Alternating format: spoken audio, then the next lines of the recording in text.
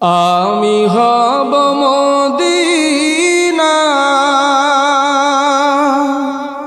সারা বেলা ঝাড়ুদার, রওজার কিনারা কেটে যাবে দিন আমার। আমি হব মদিনা সারা বেলা ঝাড়ুদার, রওজার কিনারা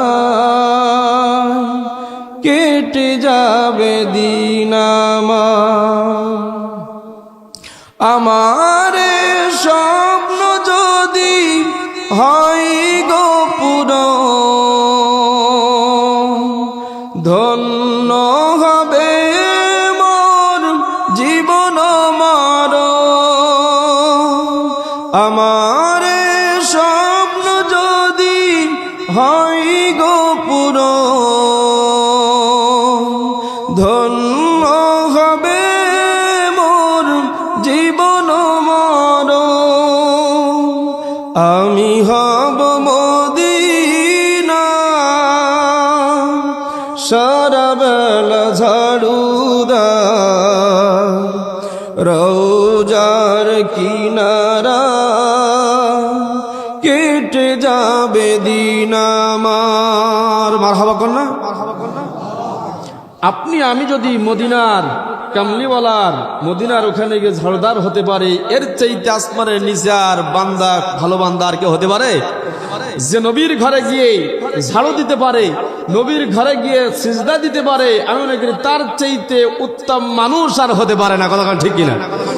প্রিয় সাথী বন্ধুগণ আমার, আল্লাহ রাব্বুল আলামিন একা নবীকে একা জাতির কাছে, একা কওমের কাছে আল্লাহ রাব্বুল আলামিন পাঠিয়ে প্রেরণ করেছিলেন। কোরআনুল কারীম দিয়ে আমরা শ্রবণ করব। আল্লাহ রাব্বুল আলামিন আমার ভাইরা হযরতে নূহ আলাইহিস সালাতু ওয়াস সালামকে আল্লাহ তাআলা তার বংশের কওমের উপরে প্রেরণ করেছিলেন। কোন সুবহানাল্লাহ। নূহ আলাইহিস সালাতু ওয়াস সালাম আল্লাহ তাআলার দাওয়াতের মিশন, দাওয়াতের কোয়ালিটি আল্লাহ তাআলা কোরআনুল কারীমার মধ্যে নূহ আলাইহিস সালাতু ওয়াস সালামকে কওমকে দান করেছিলেন আল্লাহ তাআলা কোন বংশের মধ্যে? সেই কোরআনুল কারীমার মধ্যে আল্লাহ তাআলা বলছেন, লাকাদ আরসালনা নূহান ইলা কওমিহি فقال يا قوم اعبدوا الله ما لكم من إله غيره। জোরে বলুন আল্লাহু আকবার। আল্লাহ তাআলা সূরা আরাফের 59 নম্বর আয়াতে নূহ আলাইহিস সালাতু ওয়াস সালামকে আল্লাহ তাআলা তার কওমের কাছে দিয়ে দিলেন, তার কওমের দাওয়াতের জন্য দিয়ে দিলেন। আমার ভাইরা, নূহ আলাইহিস সালাম তার কওমকে ডেকে বললেন, ও কওমের জাতির লোকেরা, ও জাতির লোকেরা, ও বংশের লোকেরা, শোনো, আমি আল্লাহ তাআলা, আমি প্রেরণ হয়েছি আল্লাহ তাআলার কাছ থেকে। আমি তোমাদের জন্য দাওয়াত নিয়ে এসেছি, এক আল্লাহর ইবাদত করবে, এক আল্লাহর দাসত্ব করবে, দুনিয়ায় কারো দাসত্ব গোলামি করবে না। এক আল্লাহ হলো তোমাদের প্রভু, তার ইবাদত করবে। কোন সুবহানাল্লাহ। আমার সাথী বন্ধুগণ, আমার দিনী ভাইয়েরা, আল্লাহ রাব্বুল আলামিন হুদ আলাইহিস সালাতু ওয়াস সালামকে প্রেরণ করেছিলেন। হুদ আলাইহিস সালাতু ওয়াস সালাম তার জাতিদেরকে লক্ষ্য করে আল্লাহ তাআলা কোরআনুল কারীম জারি করে দিলেন। সূরা আরাফের 65 নম্বর আয়াতে আল্লাহ তাআলা বলেন, ওয়া ইলা আদিন আখাহুম হুদান ক্বালা ইয়া কওমি ইবুদুল্লাহা মা লাকুম মিন ইলাহিন গায়রুহু। জোরে বলুন আল্লাহু আকবার। আল্লাহ তাআলা হুদ আলাইহিস সালাতু ওয়াস সালামকে তার ভাই আল্লাহ তাআলা হুদ আলাইহিস সালাতু ওয়াস সালামকে তার জাতির প্রতি আমাদের ভাই হুদ আলাইহিস সালাতু ওয়াস সালামকে প্রেরণ করেছিলেন। তিনি তার কওমকে ডাক দিয়ে বলেছিলেন, তার বংশের লোকেদের বলেছিলেন, তার জাতির লোকেদেরকে ডাক দিয়ে বলেছিলেন, ও আমার কওমের জাতির লোকেরা, ও আমার বংশের জাতির লোকেরা, তোমরা এক আল্লাহর ইবাদত করবে। আল্লাহ ছাড়া তোমাদের কোনো ইলাহা নেই, তোমাদের কোনো মাবুদ নেই। কোন সুবহানাল্লাহ। আমার সাথে সুরমুনিয়া কণ্ঠ দিয়ে বলেন, এক আল্লাহর ইবাদত ছাড়া দুনিয়ায় কারোর আমরা গোলামি করতে পারি না, ঠিক কিনা? এক আল্লাহর ইবাদত করব, তার দাসত্ব করব। এই কারণে তিনি আমাদেরকে রিজিক দান করেন, তিনি আমাদেরকে চলার শক্তি দিয়েছেন, তিনি মরণ দিয়েছেন, হাসরের মাঠে আমাদেরকে উঠাবেন, জান্নাত দিবেন। কোন সুবহানাল্লাহ।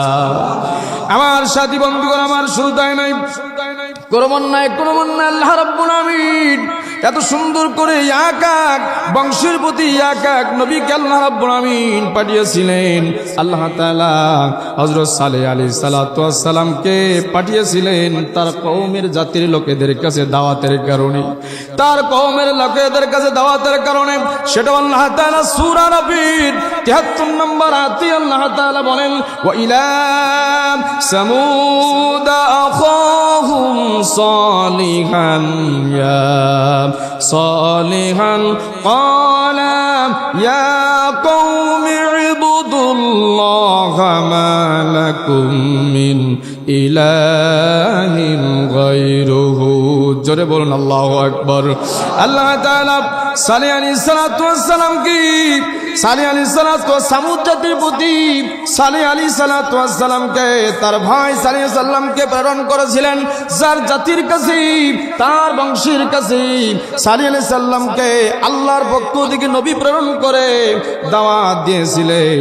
আমার ভাইরা, তিনি বলেছিলেন, আল্লাহ এক, রাসূল এক, আল্লাহ শুধু ইবাদত করো, পৃথিবীতে আল্লাহ ছাড়া কারোর ইবাদত করা যাবে না। সুবহানাল্লাহ। আমার ভাইরা, দুনিয়াতে কারোর গোলামি করতে চায় না, কারো মানবের গোলামি করতে চায় না, এক আল্লাহর ইবাদত করবো। কথা বলেন ঠিক কিনা? যিনি আমাদেরকে রিজিক দান করেন, যিনি আমাদেরকে চলার শক্তি দিয়েছেন, যিনি আপনাকে আমাকে হাঁটার শক্তি দিয়েছেন, রিজিক দিয়েছেন, যিনি আপনাকে আমাকে মরণ আবার দিবেন, আবার হাসরের মাঠে আল্লাহ তাআলা আবার উঠাবেন। সুবহানাল্লাহ।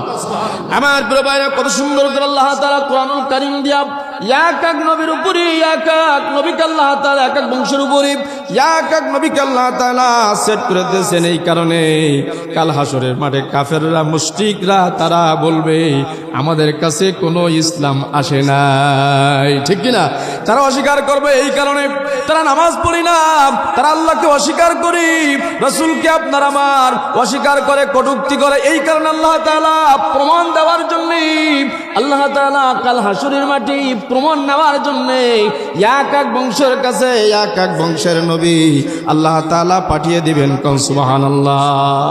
সেদিন তো আর তারা মিথ্যা কথা বলতে পারবে না, ঠিক কিনা? আমার প্রিয় ভাই, করে এক এক প্রমাণ নয়, এক এক নবীরা এক এক বংশের কাছে আল্লাহ তাআলা পাঠিয়ে দিলেন। হযরত শুআয়ব আলাইহিস সালাতু ওয়াস সালাম কি মাদাইনবাসীর দলে, মাদাইনবাসীদের জন্য আল্লাহ প্রেরণ করেছিলেন। আমার ভাইরা, আল্লাহ তাআলা সূরা আরাফের 85 নম্বর আয়াতে আল্লাহ তাআলা কত সুন্দর করে জানিয়ে দিলেন, হামা ওয়ালা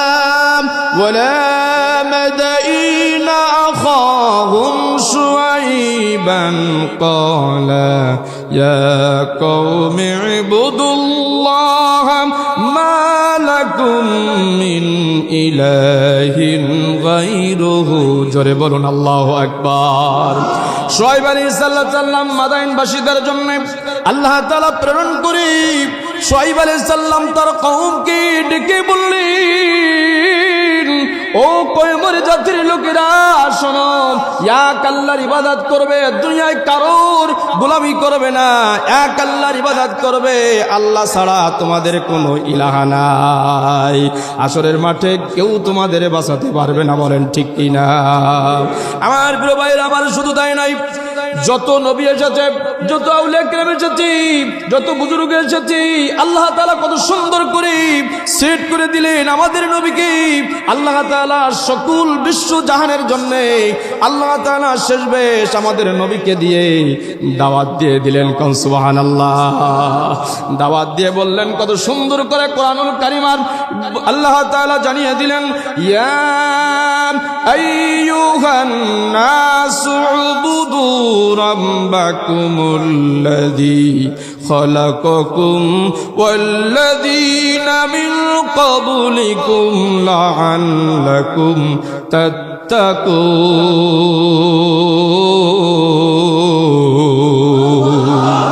আল্লাহ তাআলা আমাদের নবীকে দিয়ে, সকল নবীদেরকে দিয়ে, সকল বুজুর্গ দিয়ে, সকল মাখলুকাতকে দিয়ে আল্লাহ রাব্বুল আমিন আমাদের নবীকে এত সম্মান দিয়েছেন। আল্লাহ তাআলা বিশ্ববাসীর জন্য রহমতের নবীকে দিয়ে গোটা জাতিকে আল্লাহ তাআলা নবীকে দিয়ে দাওয়াত দিয়ে দিলেন। কোন সুবহানাল্লাহ। নবীকে দেখেন আল্লাহ তাআলা কত সুন্দর করে বানিয়ে দিয়েছেন। কি বলেছেন?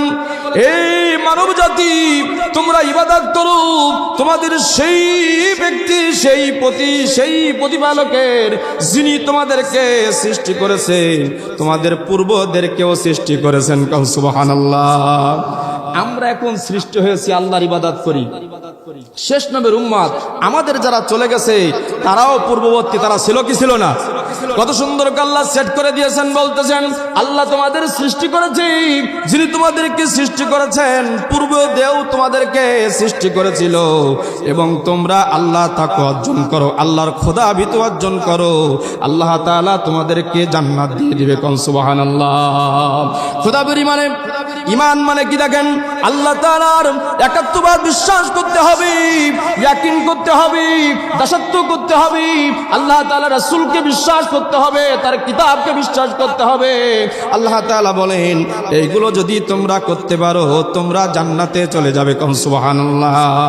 আমার প্রিয় ভাইরা, আমার নাজাত আপনি কিভাবে পাবেন? এই নবীকে নবীদের সুপারিশ করবে, বলেন ঠিক কিনা? এই নবীকে কিন্তু সকল নবীদের সুপারিশ করবেন। কাল হাসরের মাঠে কিয়ামতের দিন নবী কিন্তু আল্লাহর দরবারে সিজদায় পড়ে যাবে। কোন সুবহানাল্লাহ। আল্লাহর দরবারে সিজদায় পড়ে গিয়ে আল্লাহর আরশের পায়া জড়িয়ে ধরে কাঁদতে থাকবেন আর বলতে থাকবেন, ইয়া হাবলি উম্মতি, ইয়া হাবলি উম্মতি। আমার উম্মতেরকে কি হবে? আমার নবী আমার উম্মতের কি হবে? আমার প্রবাইরা, আমার আরশের পায়া জড়িয়ে ধরে যখন নবী কাঁদতে থাকবেন আল্লাহ বলবেন, নবী হে, ইন্না আতাইনাকাল কাউসার। জোরে বলুন আল্লাহু আকবার। আল্লাহ রাব্বুল আমিন বলেন, ও নবী আপনাকে আমি কাউসার দান করেছি, আপনাকে আমি মাকামে মাহমুদ দান করেছি। ওগো আল্লাহর নবী আপনাকে আমি সম্মান দিয়েছি, আজকের আপনাকে সম্মান দিয়েছি। আজকের আপনার কাদার দিন নয়, আপনাকে আজকের খুশির দিন। আপনার যত উম্মাত লাগে, গুনাহগার উম্মাত লাগে, আপনি জান্নাতে নিয়ে নে। আমার প্রিয় ভাইরা, আমার হযরত আয়েশা রাদিয়াল্লাহু তাআলা আনহা প্রশ্ন করবেন, ইয়া রাসূলুল্লাহি, ইয়া হাবিবাল্লাহ, হাসরের মাঠে কি আপনি আপনার উম্মতদেরকে, গুনাহগার উম্মতদেরকে আপনি কি চিনতে পারবেন নাকি? আপনার গুনাহগার উম্মতদেরকে আপনি বাঁচাতে পারবেন নাকি? নবী বলেন, আয়েশা গুনাহগার উম্মতদেরকে আমি বাঁচাতে পারবো না। আমি দেখতেছি আল্লাহ রাব্বুল আমিন আমার সামনে দিয়ে আমার গুনাহগার উম্মতদেরকে জাহান্নামে দিতেছে, যেটা আমি সইতে পারি না।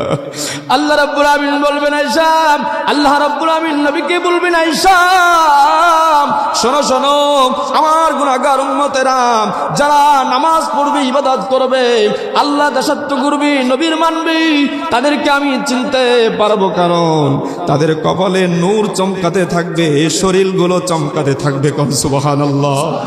আমার ভাইরা, নবী বললেন, আয়েশা শোনো, নবী বললেন, আয়েশা শোনো, যদি হাজার হাজার লাখ লাখ ঘোড়ার মধ্য থেকে একটা ঘোড়ার কপালে যদি সুন্দর সাদা পাগড়াওয়ালা ঘোড়া থাকে, তাহলে যদি হাজার হাজার ঘোড়ার মধ্যে যদি ছেড়ে দেওয়া হয়, আয়েশা তুমি বলো নাকি এই ঘোড়া কি চিনতে পারা যাবে নাকি? যাবে কিনা? আমার ভাইরা আমার, আয়েশা বললেন ইয়া রাসূলুল্লাহি, অবশ্যই চেনা যাবে। আমার নবী বললেন আয়েশা রে শোনো, আমার গুনাহগার উম্মতেরা যারা আমার উপরে তওবা করবে, আল্লাহর উপরে তওবা করবে, নামাজ পড়বে, যারা কোরআনুল কারীম পড়বে, যারা আল্লাহকে একাত্মবাদ দাসত্ব করবে, যারা আল্লাহকে ভালোবাসবে, তারা কিয়ামতের দিন হাসরের মাঠে ওঠার সাথে সাথে কপালে তাদের নূর চমকাতে থাকবে। কোন সুবহানাল্লাহ। ওগো আয়েশা, সেদিন আমার উম্মতদেরকে আমি নবী তাদেরকে চিনে চিনে জান্নাতে দেব। কোন সুবহানাল্লাহ।